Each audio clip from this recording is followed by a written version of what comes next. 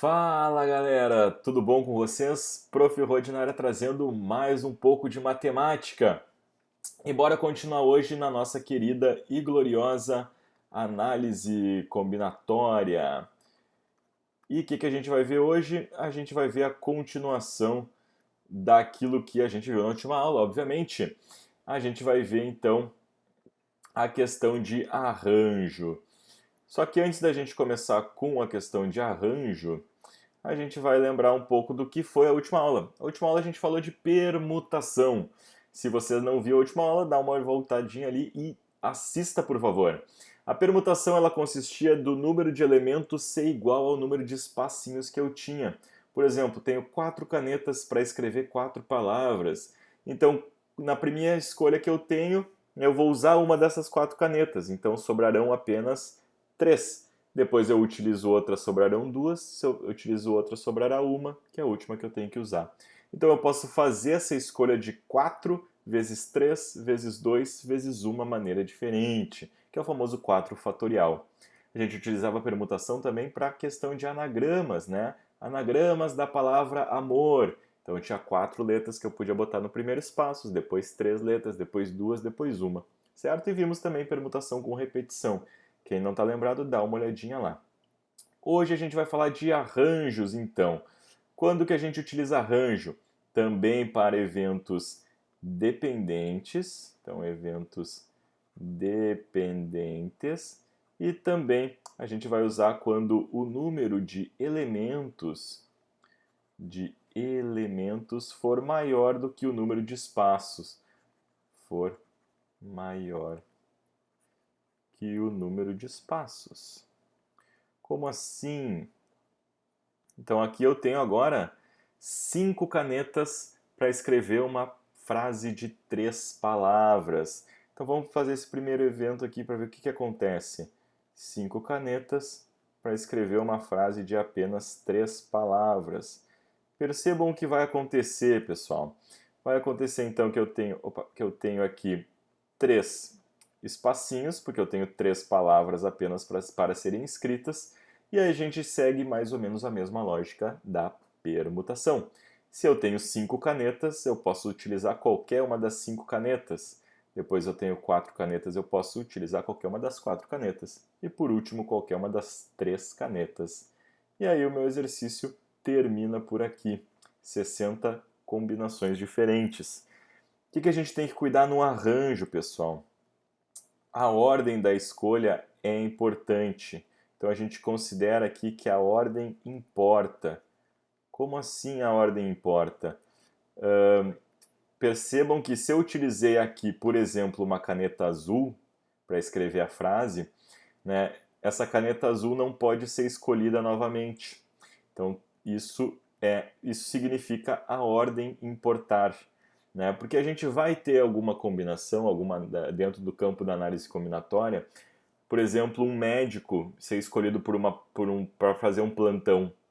Se eu escolho o médico no primeiro lugar ou se eu escolho o médico lá no final do plantão, no terceiro lugar, ele continua sendo escolhido, é o mesmo médico participando do mesmo plantão. Então na próxima aula a gente vai falar, né, das combinações e aí a gente vai ver que a ordem da escolha não importa para a gente. Ok? Então quando que vai aparecer o arranjo? O arranjo ele vai aparecer nesses casos aqui onde o número de elementos for maior que o número de espaços, né, provavelmente então a composição de senha daqui a pouco. Vejam que aqui eu não consigo repetir a minha escolha, né? São eventos que continuam sendo dependentes. A minha próxima escolha depende da anterior. Cuidado com isso, então, nas questões de arranjo. Nas questões de arranjo, a gente escreve, então, o arranjo de 4... Opa, desculpa, nesse caso aqui foi o arranjo de 5, 3 a 3. Ou seja, arranjei 5 canetas para 3 espaços. Matematicamente, a fórmula fica como o fatorial de coisas e no andar de baixo o fatorial de coisas menos o fatorial de espaços. Então aqui, fórmula geral N, aqui NPAP, ou seja, coisas e espaços. Vamos botar aqui coisas e aqui espaços. e a gente fica então com n fatorial no andar de cima, n menos p no andar de baixo. Lembrando que o Enem adora fórmula, então às vezes a resposta tem que ser dada em fórmula, né? E vocês percebam que a gente chega aqui no mesmo resultado que o obtido aqui no nosso desenvolvimento da questão, né? A gente cortou aqui, 5 vezes 4 vezes 3 e lá 5 vezes 4 vezes 3. Parece super simples o arranjo. Vamos ver se é simples mesmo fazendo um exercício. Olha lá então. Uma comissão será composta pelo presidente, o tesoureiro e o secretário. 5 candidatos se inscrevem para essa comissão, na qual o mais votado será o presidente, o segundo mais votado o tesoureiro e o menos votado o secretário. De quantas maneiras possíveis essa comissão poderá ser formada? Então a gente tem aqui 3 espaços, né? Eu vou botar o vezezinho aqui para não complicar muito. E a gente tem aqui então o nosso querido presida, aqui o tesoureiro e o secretário. E aí a gente tem, né, 5 candidatos. Então aqui já percebemos, né, que temos maior número de elementos do que espaços. Então a gente pode resolver aqui, né, utilizando os espacinhos. Quem gosta da fórmula de arranjo, que nem o Enem, vai resolver lá por fórmula. Então 5 fatorial, 5 menos 3 fatorial. Certo? Então 5 fatorial por 2 fatorial aqui embaixo, ou simplesmente o 60 lá em cima. Vejam que a ordem aqui da escolha importa, né? Uma pessoa que recebeu o segundo mais votado, recebeu menos votos que o primeiro, ele acaba sendo um tesoureiro, e tesoureiro é diferente de presidente ou secretário. Então a ordem aqui foi importante, por isso que a gente utilizou o arranjo. Letra B, 60 chapas, 60 formas, maneiras diferentes dessa comissão ser formada. E vamos fazer mais um, né, para ficar bem claro mesmo.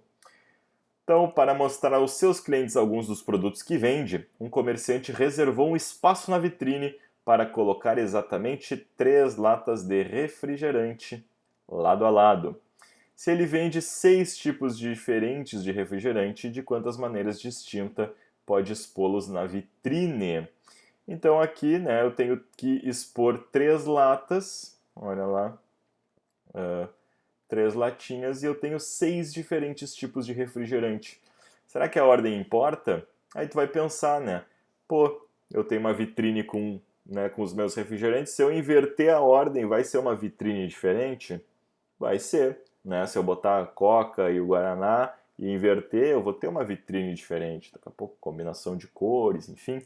Então aqui é um arranjo. Então temos 6 vezes o 5 vezes o 4, porque as escolhas são dependentes e conforme eu vou escolhendo, então vai diminuindo o meu valor. Certo? Então exemplos bem simples, bem tranquilos aqui para a gente resolver. Certo? Chegamos aqui em 120, então, o número de maneiras diferentes que o nosso amigão tem para fazer a vitrine. Espero que tenham gostado do arranjo. Na próxima aula a gente vai ver combinação e depois vamos fazer uma aula extra apenas de exercícios, para todo mundo ficar afiado nessa matéria que é a análise combinatória, uma matéria bem chatinha aí no mundo da matemática. Certo? Até a próxima. Um abraço.